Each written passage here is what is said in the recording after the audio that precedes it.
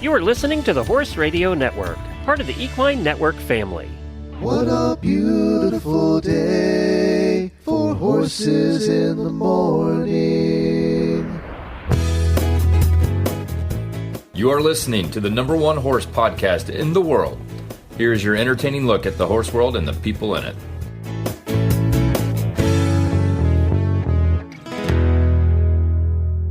I am Glenn the Geek, coming to you from Over 2 Acres Ranch in the barn in the aisleway. And this is in Marston, Florida. I got used to saying that. No, you can just keep it Ocala. It's fine. I'm Jamie Jennings in Norman, Oklahoma. You're listening to Horses in the Morning on the Horse Radio Network for Wednesday, May 22nd, episode 3437. Hello, Horse World. It's Wednesday, the day you start daydreaming of a weekend with your horses. We'll help you get there with more silly horse talk on Horses in the Morning. Well, coming up on today's show, we have Reagan, who's with Educated Rider, and she's going to provide expert advice and guidance on the recruiting process for riding it on the university teams.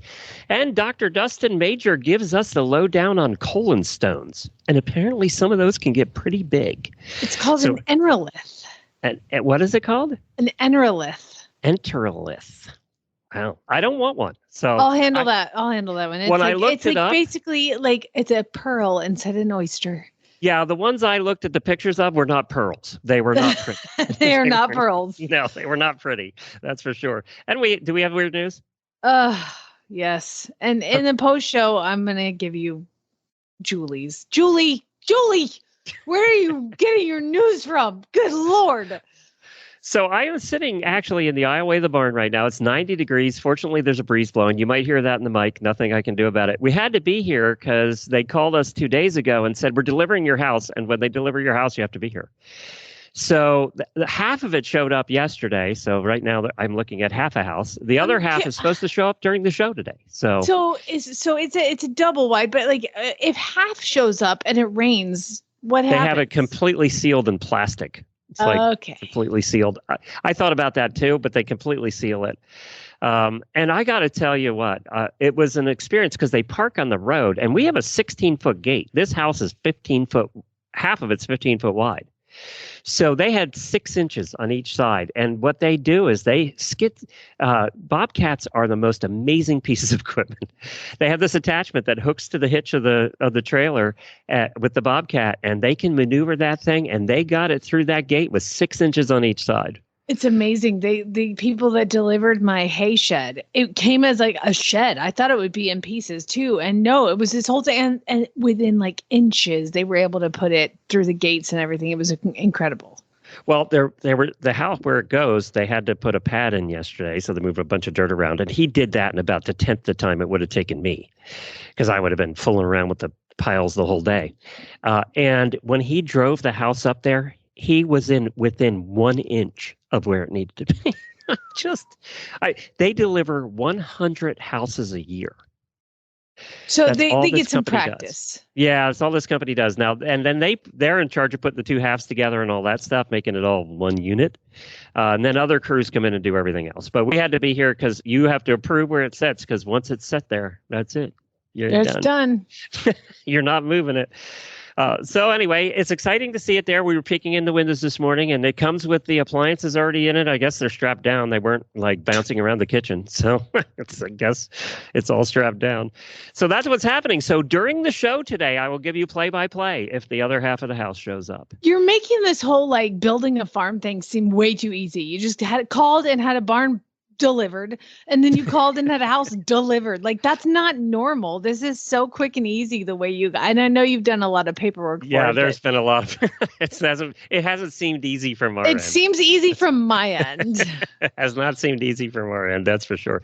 But we have a contract on the other house. They're coming out and doing the inspection on Monday. So yay. So that's cool too. Hey, Seize the Gray. Apparently it's been confirmed is going to Belmont. Now, I didn't realize that this year Belmont's going to be shorter. What? It's usually a mile. They're racing at Saratoga. Apparently Belmont's under construction. So this year at Saratoga, it's going to be 1.25 miles, not 1.5 miles. Oh, I like him for that distance. Yeah, see, I was thinking a little long when watching him run the Preakness. I was thinking, if he likes to get out in front, can he sustain that for an extra quarter mile? But now I think he'll be fine. So the good shot there. I have to get my Twin Spires account up before. Come on, what are you? Which one do you use? Let me see here. Not that I have one in my phone. No, of course you don't. Or anything like that. Let's see here. Oh, so many stupid pages in this thing. Because I know Twin Spires has one. Oh, yep, Twin Spires. Okay. That's who I use. Is it easy to take with these apps? It's always easy to put your money in. Is it easy to take it out, or haven't you ever had that problem? I might keep a running balance in mine. It was easy. The problem is you have to upload the money to, I think I used PayPal to put money in it. And then they do charge a amount to make the transaction. So if you're going to put money in your account, Glenn, put enough. Don't do a little bit. Don't do $20 at a time. No, because it's like another $4 each transaction. So just do what I did and just throw a couple hundred in there. It'll be fine. It'll be fine. And just leave it in there. But you can't use your app in every state. Not every state allows gambling. So I'm pretty sure Florida will. They're probably fine with it. But yeah, so it just depends. Like when we were in Arizona, I could bet, but then I don't think I can bet here in Oklahoma. I don't know. I got to figure it all out. Oh, but you're still betting because you have the app now. You probably never changed your address, right? Well, I bet on the Derby when I was there, and then I had my brother, because he was in Florida, place the bet. Yeah, so for Seas of Grace. So yeah, I'm good. It'll be fine. I'll figure it out. I'll drive to the track. It'll be fine. Hey, look, if Lisa's mother at 101 can drive the track, you can too. Amen, brother. All right, let's do some daily Whinnies.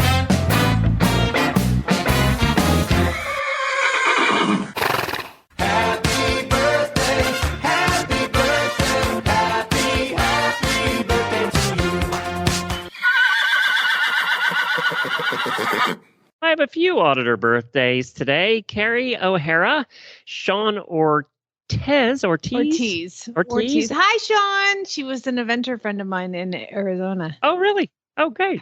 And then Claire Asan. So happy birthday to all of you. Mine goes out to something I saw online, and this is just awesome. So do you know who Dave Ramsey is? Yes, the financial dude. The financial guy. Like, I started getting my money in order, trying to make some wise decisions. That's hence the discussing about betting. You save money if you put more in at first. See, it's a very Dave It's like Ramsey. it's free. It's like it's free.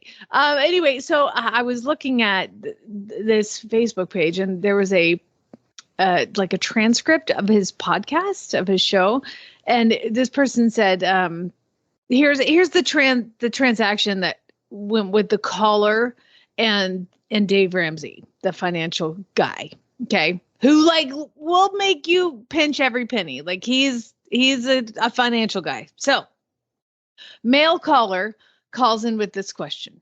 Caller: my fiance and I have a great life, and I'm all in with the marriage. But there's one problem. She has a horse. It costs a lot, and she wants another. She spends a lot of money on the horse. Dave Ramsey's response. I can't wait to hear this. Dude, the horse is part of the package. Let it go, bud. Don't fight a horse girl. If you force her, she will leave you. Good for him. I thought he was going to say to leave her. I know. I love it. So my daily when he goes out to Dave, I'm a big fan, and I just loved reading that. So. Oh my God, that's funny. I really expected a different answer. I know, me too. I was like, oh, what's he's he so gonna say? frugal about everything. I was like, dump her now. And then I was gonna get mad because I was like, I loved it. I know that he's polarizing, but I just love the advice that his team gives. I love it. And then I was gonna be like, oh my God, I'm gonna have to hate him now. Nope, love him more. It's like a Dear Abby of the financial world. Exactly. That is not the answer I expected at all. Yeah, love it. Hey, if you want to spend some money frivolously, the U.S. Postal Service is releasing a new set of stamps, and they're all horses. A set of 5 new stamps to pay tribute to the, this is how they wrote it. This had to be AI who wrote this. A set of 5 new stamps that pay tribute to the unwavering loyalty, tireless dedication, and wild beauty of America's equines. I would like to question unwavering loyalty. Yeah, okay, I got you there. The first day of issue, they have a ceremony when all these stamps come out. And it's going to be held before the start of the 164th Pony Express re-ride, which is coming up, actually. And they're going to be starting in St. Joseph, Missouri to Sacramento, California. And that's coming up. So the stamps have pictures of horses on them. Yay! So there you go. That's New set of fantastic. stamps out there. Well, we have our first guest coming up, and Ashley actually did this one. And, it was a very interesting interview because a lot of you have kids, and some of them are going to be going to an equestrian college. And Reagan is going to join us from the Educated Rider, who's going to provide you with expert advice and guidance on the recruiting process of getting into a school that has an equestrian program so that they can ride on the team. Joining us today is Reagan Rast, the Educated Rider. Reagan graduated from Texas Christian University with a bachelor's in marketing and a master's in business analytics. During her time there as a student, she won many accolades, including a Big 12 Rider of the Year, 3-time All Big 12 team, and the NCEA All-American. And on top of that was also the Hunt Seat team captain. Wow. So to start off, Reagan, balancing school riding and being the team captain, that's a lot on an adult's plate, let alone, a teenager, young 20-something. Did you ever struggle managing it? I mean, I have to imagine your planner was just insane. Yeah, well, you probably wouldn't have known this, but I was also working full time that last year. You're kidding. For the company I still work for now. And I don't know, I'm quite organized, I suppose. So I didn't think it was too much, but definitely, maybe it's a little bit my personality, but definitely being a student athlete and having all those things on your plate, time management is extremely important. Having a good support system around you is very important. And then also letting know, you can, knuckle down and work really hard and then go have a time for yourself, go on a run or, go on a walk with your friends and do something that's going to make you happy and kind of, relax and recharge and stuff. But yeah, and all traits I think that most equestrians could align with, right? Like working real hard. We're all up feeding, mucking, getting to the horse show at 4 a.m. It sounds, at least to my uneducated ears, that maybe the transition from being an equestrian to a college athlete as an equestrian is a bit easier than other sports. Tell me more about your life or experience as a student athlete and why you think it's such a game changer for young people, how it can really help mold them into being the best versions of themselves. So my biggest pitch is, okay, we get to keep riding horses in college. I think that's amazing. Yeah. And the other thing too is you meet this sort of community. You're surrounded, like when I joined the team, I was immediately surrounded by 40 girls that went after the same goal that I had. They had similar paths as I did. They, would rather spend time with a horse than another person, they were very much, we all connected in some shape or form. And in college, there's the jumping seat, which is, the fences and flat.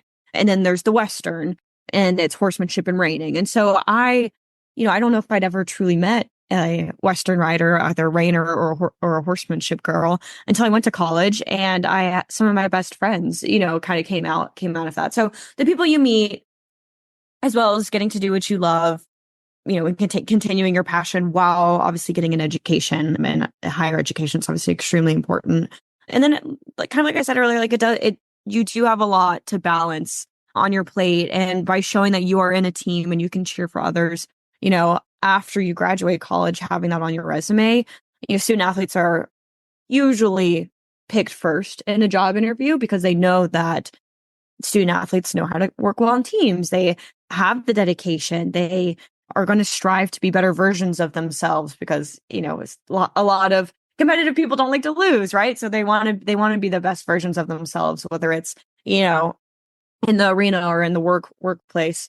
So being a student athlete not only, is a great time and experience in college, but it helps you after the fact, and will continue to be with you for the rest of your life. And it's pretty difficult to navigate it and to receive an offer from, some of these schools. But if you can, you're within like the top 2% of people that, get a ride on a collegiate team. So it is very competitive, but I'm truly a believer that there's a school for everybody, and there's all different levels of intensity too. Like the single discipline schools, NCEA single discipline schools may not be as intense. And why I say intense, like maybe they work out 3 times a week, where the dual discipline ones may work out 4 times a week, right? There's some slight differences. And then there's obviously like IHSA schools, which you can still ride in college and do what you love. But then you also have the flexibility that if you wanted to go study abroad for a semester, you could do that as well, and really try and maximize your college experience. Kind of caveated and steered away from your question a little bit. Sorry. No, we love a good ride around the ring. Are you kidding me? You're in the right place. Yeah. So, there's all different kinds of schools out there where you can, pursue the opportunity to ride in college if you don't, end up getting recruited at the top 2%, right? That's very, very few people can do that. And I'm very fortunate that I was able to. I think I also probably lucked out with the timing. But, there are so many schools out there that do offer riding at the collegiate level.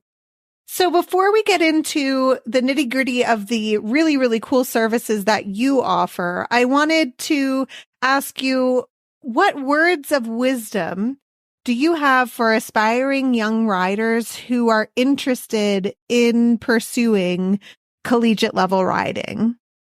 That is a great question. What words of wisdom do I have? I'm trying not to sound generic either. That's okay. Yeah. Work hard, be nice, be a sponge. That's probably one of the best pieces of advice I received especially when I was a young rider. Certain. Go up to, go walk the course with one of the top equitation riders and say, hey, like, what are you thinking here? And even if you're not competing in the class, I can't tell you how many Grand Prix courses I walked with other trainers just because I wanted to learn, and they were nice enough to let me walk behind them.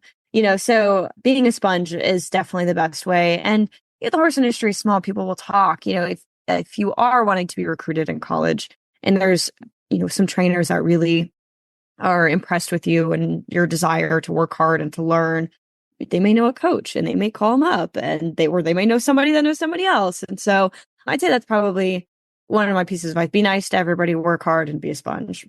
I think that's absolutely perfect advice, lifelong advice, not even just to get into a college to ride. I couldn't agree more, especially from the learning aspect. I think that's at least my favorite thing about the sport, is that we're never done learning and growing. And that's, absolutely.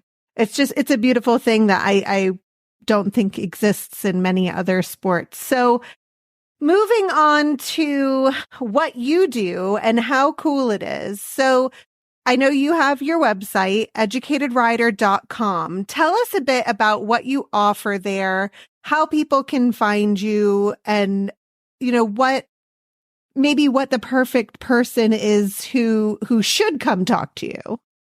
So yes, I have my website, educatedrider.com. The other way, probably the most common way people find me is through Instagram. Oh, that's what I did. I slid right into your DM. Yeah. So that's perfect too, especially for the, high school girls and even parents now being on Instagram. I post lots of good content on there and information about riding in college. But as far as the services that I offer, I have 3, all horse puns, naturally. So I have the Course Walk, which is a free course. It provides 30,000 foot view of the collegiate recruiting process.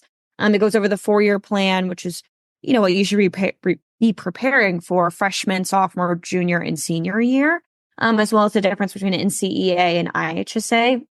Those are the 2 different kinds of formats that you can, choose to ride at a collegiate level, or that the schools offer.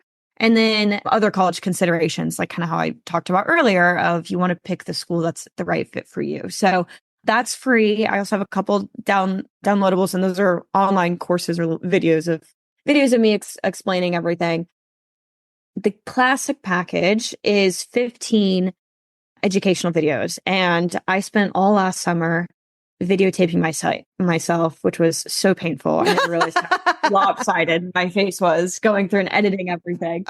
But I spent a lot of time trying to reflect back on when I was, 15, 16 years old, and what would be helpful to me if I was navigating the recruiting process. And I tried to put that all into one package, online package.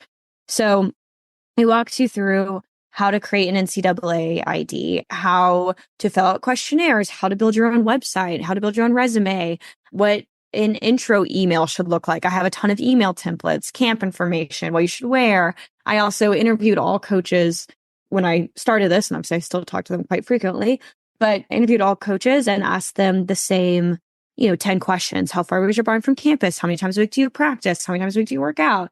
And so all of that information from the NCAA dual discipline schools is on there as well. So you can compare and contrast the different schools. And all of the answers are straight from the coach, and then I have fences and flat patterns. I have, I'm trying to think what else, well, other good stuff I have in there, but 15 educational videos that walk you through from signing up to signing day. My goal was that if you were to never speak to me ever, you'd be able to follow along, go and navigate the recruiting process. And it would be enough information, or hopefully more than enough information, that you would be able to hopefully get an offer. So that's the classic package. And then the Grand Prix is where I'm involved. So I build the website, I build the resume, I help girls find their competitive advantage, like I had to do for myself, and how to sell it. I also watch every video, I read every email, and then I have the girls are featured on a coaches portal, and I check in monthly with the coaches. So if a girl's really interested in Auburn, for example, I'll reach out to the coach there and be like, hey, she's attending camp and she's really looking forward. Here's her resume. So it's a little extra promoting, I guess you could say. And then I have a shared dashboard where I will do some academic research on behalf of the girl. So if, let's say, she's interested in business, and I'd say most high schoolers don't really know what they're interested in academically, Sure. which is totally fine. Like I think I chose business because I was like, well, why not? Yeah. And so if they're interested in business, like I will do, digestible summary on the business schools at each university. And that way, if the girls are like, oh, TCU has a supply chain program, I've always wondered how my computer gets from a manufacturing company to my front porch within 24 hours, So academic research on that. I have like I said, within that shared dashboard, I have all the coaches' information. I help girls set and meet deadlines. While you're going through the recruiting process, freshman year, and it's never too early, honestly, to start learning and educating yourself and getting the conversation going. But I have one 8th grader, and then I'd say my next group of young girls are freshmen. And as a freshman, I always say, go to a camp, dip your toe in the water, see if you like the whole college riding thing. And then, once you like it, let's work on building a resume, make sure we're competing in, all the equitation classes. And then let's send out our intro email to all the coaches sophomore year. So either end of freshman year or early sophomore year, and then be going to camp sophomore year. Sophomore year is like the content year, or the 3 C's: camps, content, and communication. You want to be talking to the coaches all throughout that year. They can't email you back, but you want to try and get on their radar. So that's what sophomore year is for. And then June 15th going into junior year, that's when they can start emailing you back. And then usually that fall of junior year is when they give offers. So if you're, just deciding on a ride in college junior year, it may be a little bit of a stretch, but like I said, there's school for everybody. So I'm sure you figure it out.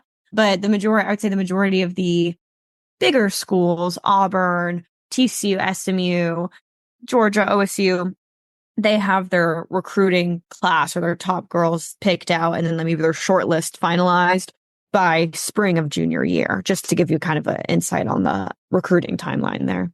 That is such a treasure trove of information. I mean, obviously a lot has changed since it was time for me to be applying to college. And the fact that these girls and guys are out there making their own websites, I see how it lends itself to real world application. It is just wild to get my brain around.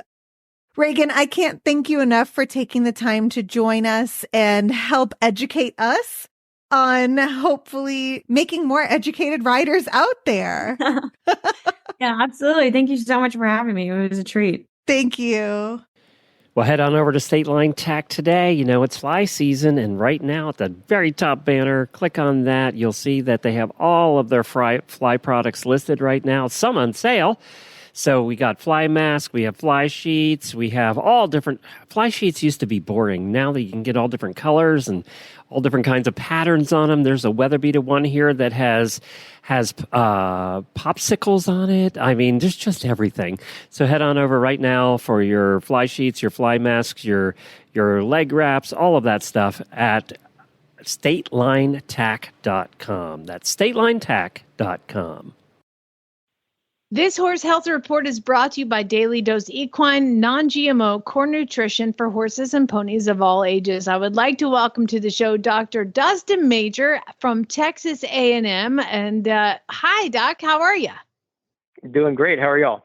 Fantastic. You're just right down the road from me. I'm in Oklahoma, and we're going to talk about something that we don't see a lot of. Really, I don't think a lot of here. But when I was in Arizona and California, there's a big problem with them, and those are enteroliths. So first of all, tell me a little bit about what you do at Texas A&M.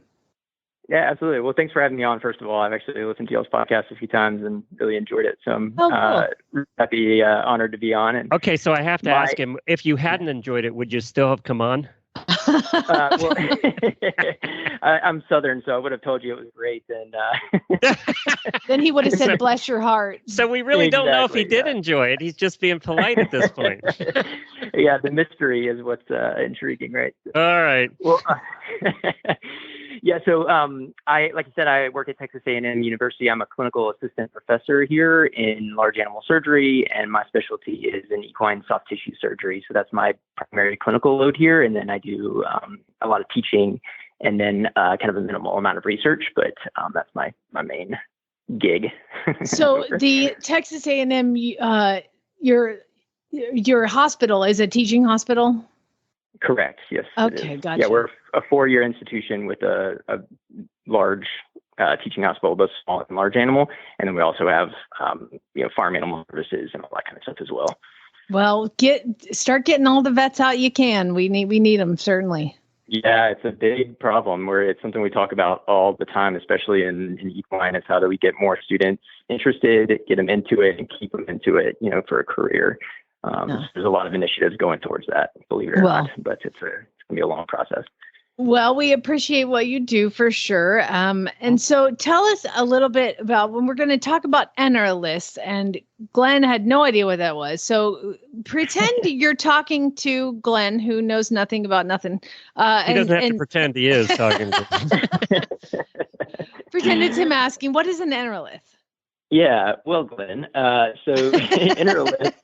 So enteroliths is just a fancy word for a stone made in the intestine. Entero means intestine, lith means stone. And so horses have this weird ability to be able to make essentially stones in their large colon. And large colon, when you look at it in the animal, it's about as tall as I am. So I'm 5'10", and it's about as tall as I am doubled over. So it's a huge organ. And the last part of it before it transitions to the small colon is even bigger. So that's called the right dorsal colon. So in that larger chamber, you get some little nidus, a rock, stick, a piece of a lead rope, something like that, that then it starts to lay mineral around, kind of like a pearl. And then it continues to do that layer by layer until you have a rock that is big enough to cause an obstruction. So it gets stuck as it transitions from the larger chamber of the right dorsal colon into the smaller chamber of the small colon. And that's when we start to see problems. Does that answer your question, Glenn? Yeah, it's funny. But I'm looking at pictures. It doesn't look like a pearl to me. There's nothing pearl looking about these things. maybe if you put a pearl in a bunch of horse feces for a couple of years, it might look the same, but yeah, it's not but it's fascinating. It's certainly not beautiful. So when your horse has an enterolith, how are you supposed to know that? Yeah, that's the problem. They're very insidious, so they don't tend to cause a problem until either they get stuck as they transition into that smaller piece of intestine, or they get so heavy that they actually sort of weigh down the intestine, can actually like eat through the lining. They can be so heavy, but it does have to be really big, and usually you're going to notice problems before that.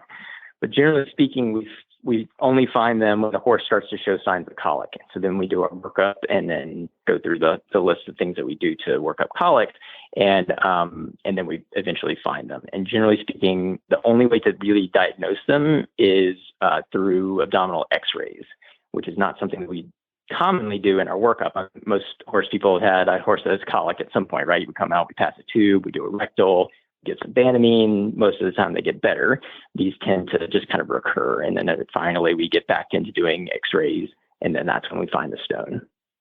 Gotcha. Yeah, I had a horse growing up who, when I lived in Georgia, had one, and I just realized that you went to UGA to do your undergrad. That's where my Go Dog. That's where my horse had his enteroliths removed. Is at UGA.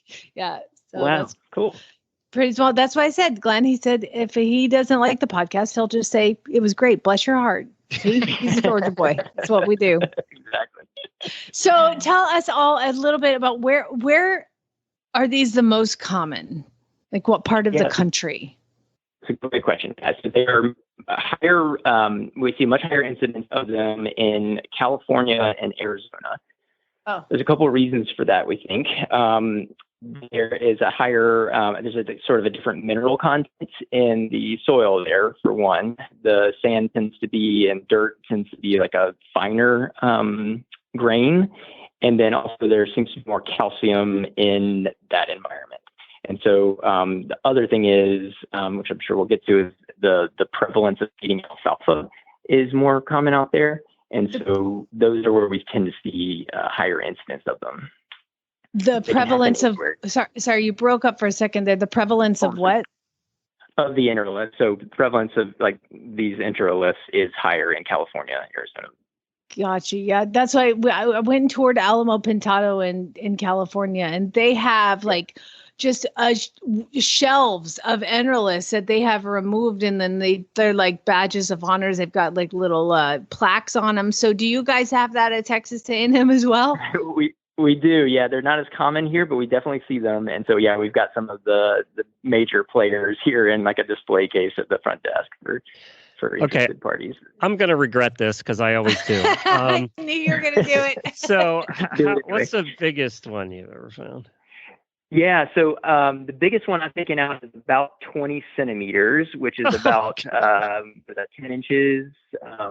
So, you know, if you think about maybe not quite a volleyball, but almost that size. Oh, dear. And it was bouncing around in there? Yes, and it's heavy. You know, when you take that thing out of there, it's several pounds, you know, that's weighing down inside the intestine. And, that poor horse had a stomach ache for years. Yeah, exactly. Think of like a bowling, the weight of a small bowling ball. If you've ever been bowling, right? If you pick up one that's light for you, that's about the weight of these. So they're substantial. They're completely solid all the way through. So this is a surgical thing. Mm-hmm. Yeah, that's the only way to resolve these. There's no, you know, when people hear stones and that sort of thing, they think of like kidney stones and that kind of stuff. Those you can break down with lasers and sound waves and those sorts of things. There's some fancy ways to do that, but with these enteroliths, they're so large that and there's no way to get to them with any of these other modalities. So the only way to get them out is through surgery. Mm-hmm. That sounds about right. Enjoy your lunch, everybody. Yeah, exactly.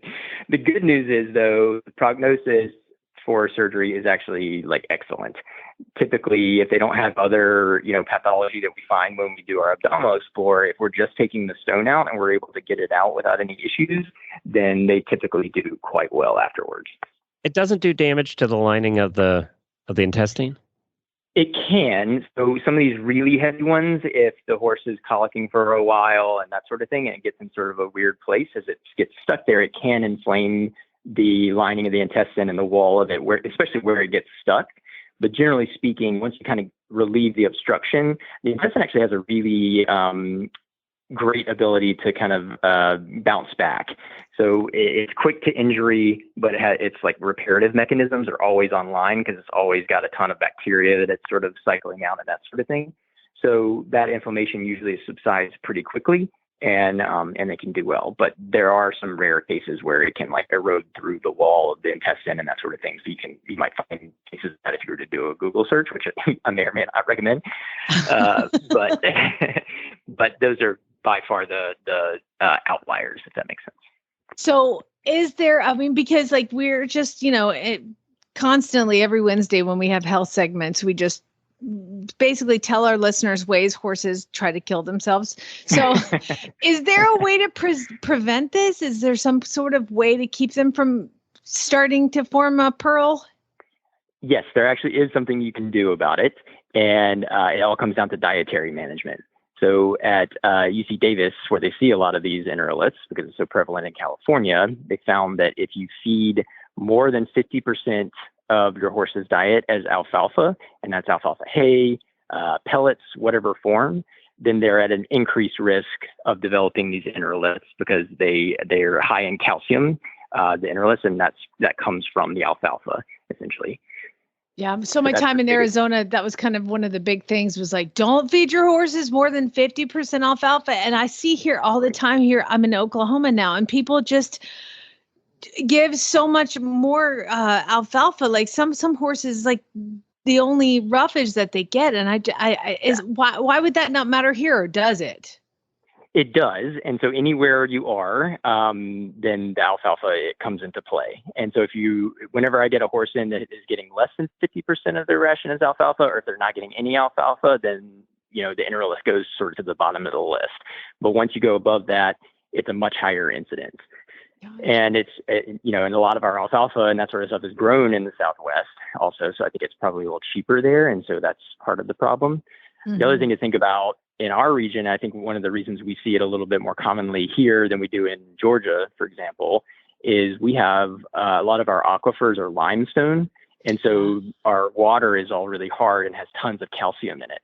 So if you live in a region where you have hard water, a water softener can actually potentially help reduce the amount of calcium your horse is intaking, and then therefore the risk of enteroliths. Oh my God, this is all just so scary. There's so much to be scared of. It's the water, it's the food, it's the world, right, it's all the things. Well, and it turns out you have to have water and food to live. So it's a catch-22 for sure. That's true. That's true. Well, Dr. Dustin Major, thank you so much for coming on and explaining this. We'd love to have you back on. You're just fantastic at explaining everything. So great. Thank you for saying that. I appreciate it. It's kind of what I do for a living. So I always say I get to play with horses and talk about science and people pay me money to do it. So it's a pretty good gig. It's the best day ever right there. Yeah. Thank you, Dr. Major. You're very welcome. Non-GMO whole food nutrition is the basis of the entire Daily Dose Equine program. We never forget that natural is better and simplicity is key. Daily Dose Equine uses non-GMO whole food ingredients like alfalfa, timothy, peas, sunflower seeds, and flax. Daily Dose Equine doesn't use fillers, bulking agents, or leftovers from other industries, so you can feed less, yet improve body condition and energy. And our feeds are free from chemical residues and glyphosate. Find the perfect formulation for your horse at dailydoseequine.com. Select Daily Dose Equine formulations are available nationwide through Chewy.com and TractorSupply.com. Recharge your training program with Equestrian Plus. Equestrian Plus brings together top riders, trainers, and professionals onto one video platform. Watch over 5,000 how-to training videos, clinic and event footage, exclusive training sessions, and more featuring top experts including 5-time dressage Olympian Stefan Peters, 5-time Olympic show jumper Ann Krasinski, Olympic eventer and silver medalist William Fox Pitt, and more. Join Equestrian Plus now and use promo code HRN15 for 15% off your first month. Visit EquestrianPlusPLUS.com to subscribe. Time to learn why some days you're embarrassed to be part of the human race. In Jamie's Weird News.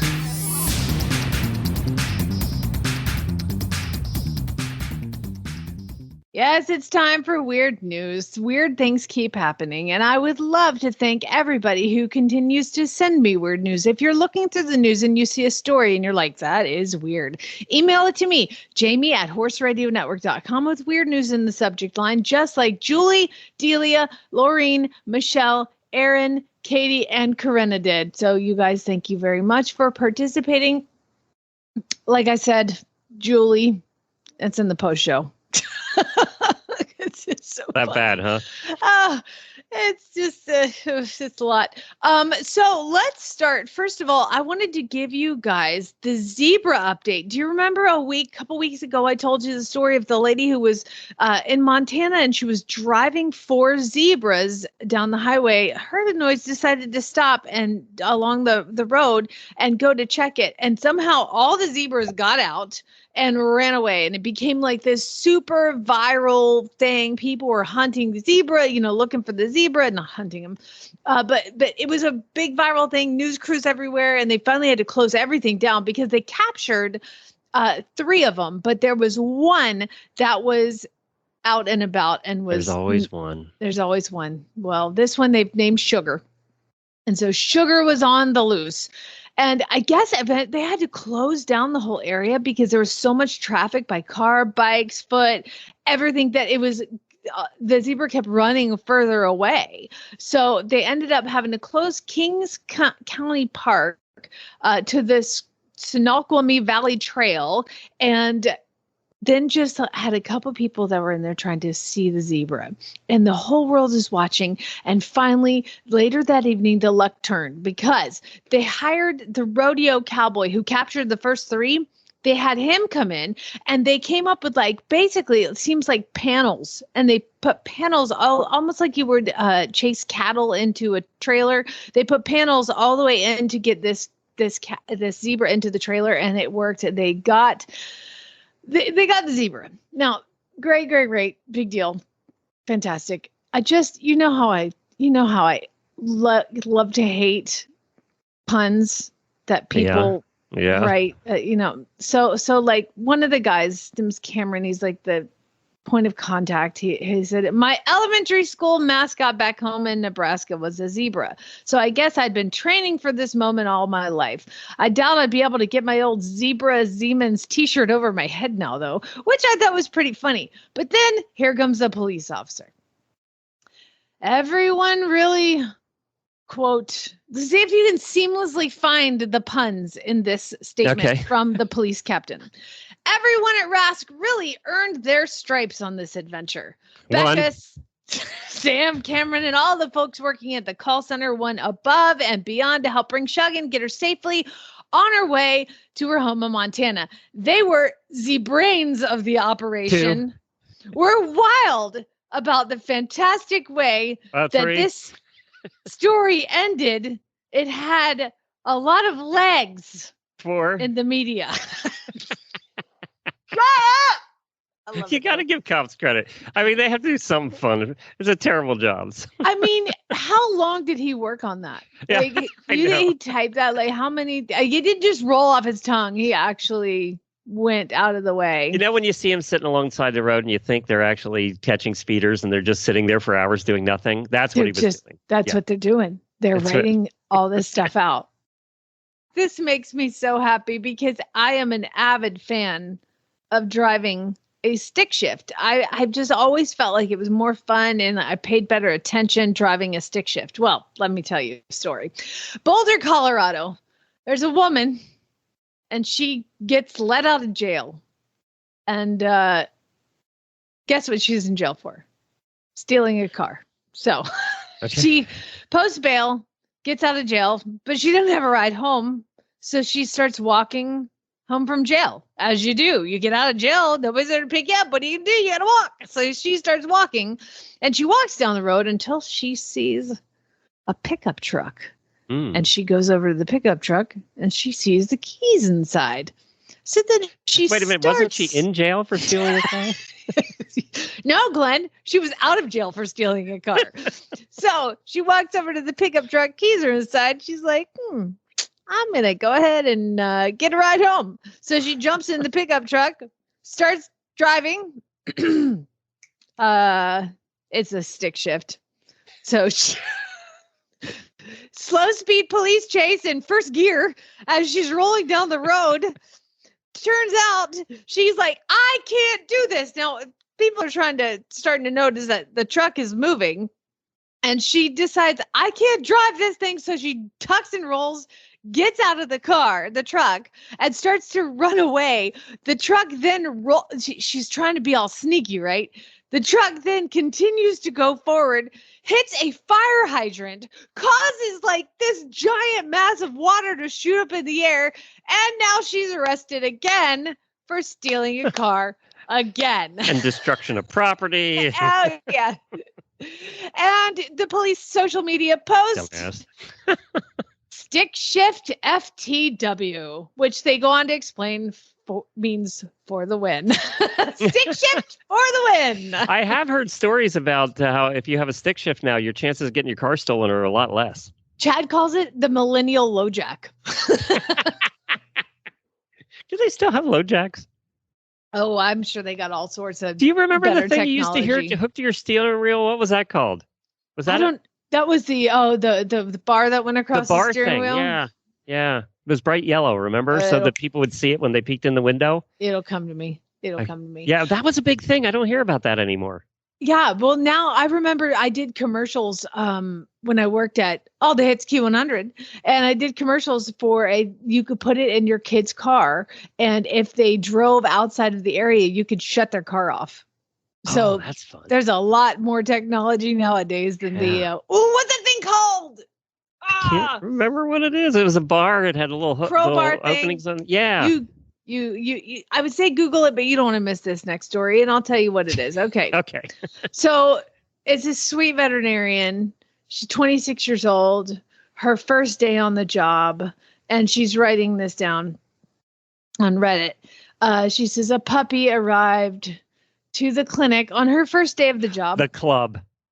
It was the called club. The club. That's Duh. it. Yep. Okay. So first day on the job, a puppy arrived really sick. We did an x-ray and we found an obstruction in the bowel. So and it's a husky, of course. So they take the husky back, they do the surgery, and they find in its intestines a pair of underwear. Okay. So they fish out this piece of cloth, they open it up, and it's a thong.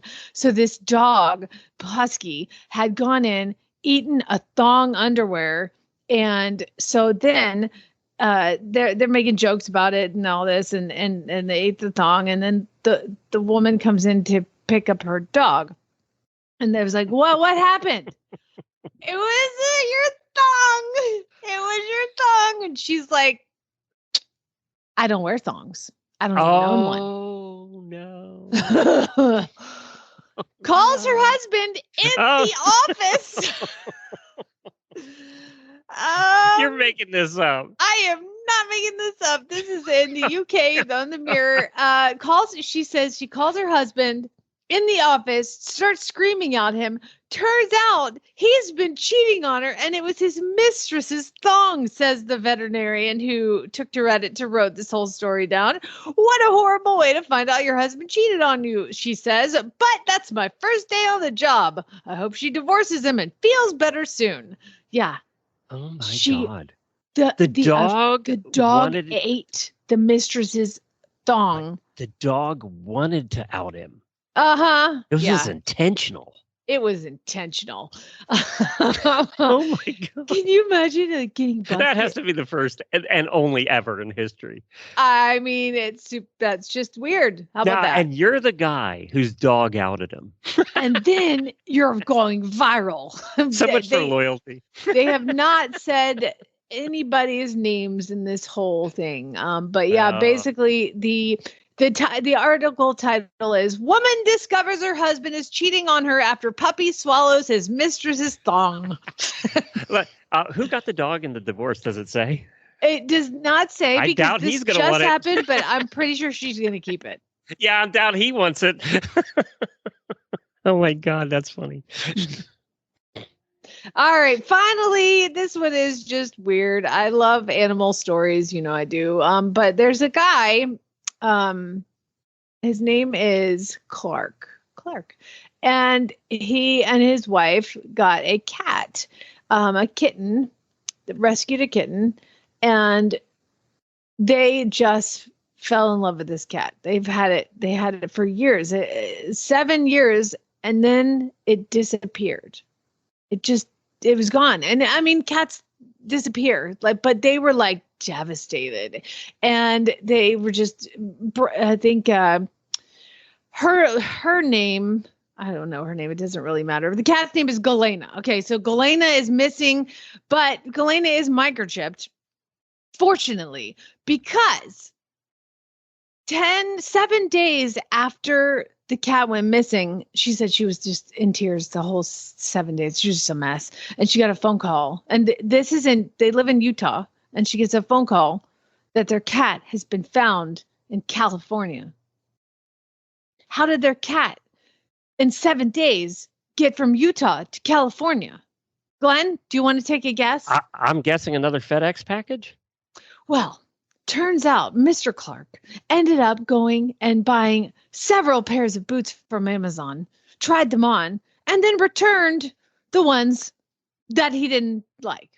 Apparently, the cat jumped in the box. They sealed the box and put the package outside. Amazon came and picked up the boxes with the cat in it and shipped the cat all the way to California. That's funny, actually. I mean, it's not funny. But they said Galena is a quiet cat. She didn't even meow. We would have loved her. Oh, I bet you she was meowing on the airplane. I mean, 7 days in a box with no food or water. And it was alive? Yes, totally alive. They because I guess they got to the Amazon packaging store, opened the box, and was like, "Oh my God, there's a cat!" So they called this one Amazon employee who also rescues cats. Gave it the cat. She took the cat to the vet, scanned the microchip, called the owners. They ended up immediately flying. Can you imagine how much this cost? Immediately hopping on a plane to go from Utah to California, where they then met the vets at the vet clinic, grabbed their cat, rented a one-way vehicle to drive the cat all the way back to Utah. That's an expensive cat. That's an expensive cat. And just how much crap did this guy get from his wife? Oh, man. Is he ever going to stop hearing about this? You're a wife. Is he ever going to stop hearing about this? Hey, remember the time you mailed our cat in your Amazon return? He was probably inside the boot, too. The cat probably crawled in the box inside the boot. Now, what's really funny is they're like, yes, our cat, Galena, loves cardboard boxes, but currently we're keeping boxes away from her to not traumatize her. We haven't reintroduced keep the boxes cardboard closed, boxes. Period, from now on forever.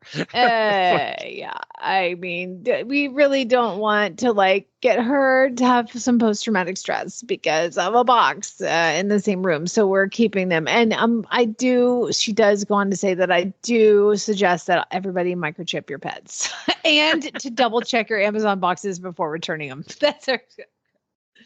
All right, was that the last one? That's it. All right, how do they send them to you? Jamie at horseradionetwork.com.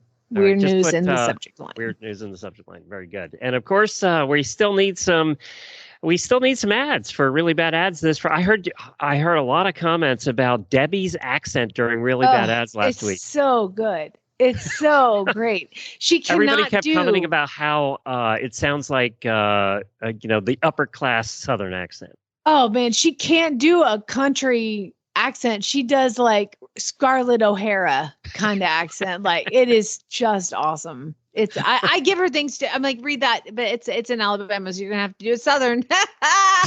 Makes me happy. She jumps in, and when you first meet Debbie, you wouldn't think she would be one to play along with that. She's fantastic. Because she's very more sophisticated than you and I, for sure. Yeah, no, she's a professional, sophisticated, classy woman. So yeah, that's why she does a classy Southern accent. Part of the thing. When we first had her fill in on a Friday, you and I had this is years ago, when you and I had the discussion about whether we should do really bad ads because Debbie was on the show. We like to keep it classy. Turns out she'll get down and dirty with us. Yeah, she gets down and dirty. She actually, when we have fill-ins, they fight for Friday. They all want to do Friday because they're really bad ads. So thank you, everybody, for joining us today. We really appreciate it. I hopefully will be back in the studio on Friday. I don't know, it's not, but hopefully the other half shows up. At this point in the show, it isn't here yet. Nothing. Still sitting here looking at half the house. Come on. Apparently, they can only go like 50 miles an hour down the road. I am amazed at how good your sound is for sitting in in a barn aisle. I'm literally almost outside, right? And it is 92 degrees, so I'm suffering here for everybody. I'm so sad. Look at the dedication I have. Really digging ditches today, Glenn. All right, everybody. You have a great day. Hey, Neutering Guild.